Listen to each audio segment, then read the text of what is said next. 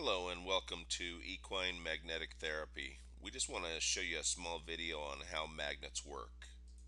So let's go ahead and get started. On magnetic polarity, the most basic principle is that all magnets have two poles, north and south. The two poles are completely dependent upon each other, so they're inseparable. Opposite poles attract each other and like poles repel each other. This allows the magnet to simulate motion in the body. The theory of the South Pole is bad for the body and should be avoided is a misconception that can be deployed in the most basic, disproved in the most basic of physics books. So regarding magnetism as a force, magnets are a force. They can change the state of rest or motion in a body. There are large variety of uses due to multiple levels of strengths of the magnets, and unit of measurement for magnet strength is called Gauss. The categories of magnets are less than 10 Gauss. The Earth's own magnetic field has a strength of 0.5 Gauss.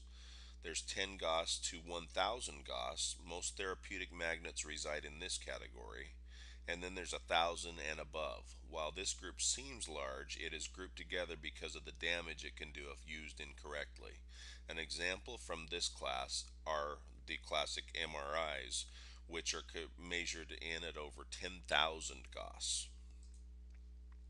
So a magnet's field, a condition found within the magnet characterized by a magnetic force that can be detected within the magnet's specific region along with the presence of a magnetic north and south poles.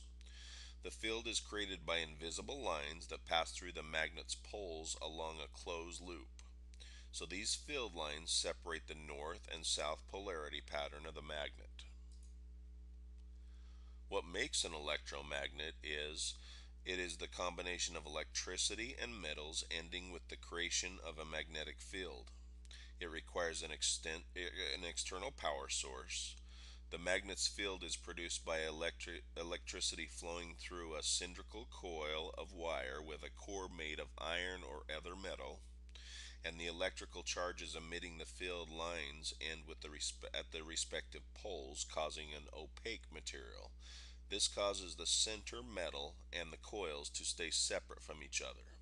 With this arrangement, there are two fields present, the initial electrical field and the resulting magnetic field. While plugged into a source and turned on, the electric current is in motion, creating the magnetic field. Turned off, no magnetic field is created. So this can be used with alternating AC or direct DC current flowing electric current. An electromagnetic's disadvantages are an open AC current can interfere with DNA replication at the molecular level. An electromagnetic field's force travels along the same path as nerves, which can cause agitation. The electric field that was intended to create the magnetic field can also cause overheating, damaging tissue because the heat was not created by the animal's own body.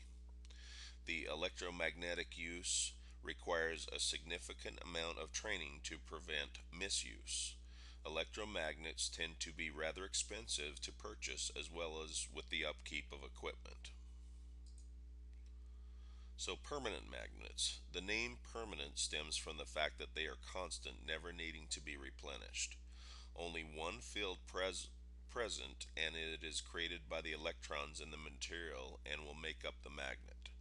The field lines continue through each pole, they do not stop. It creates a transparent material that everything is totally interconnected with the magnet. While magnetism is a force, it still carries a direct current.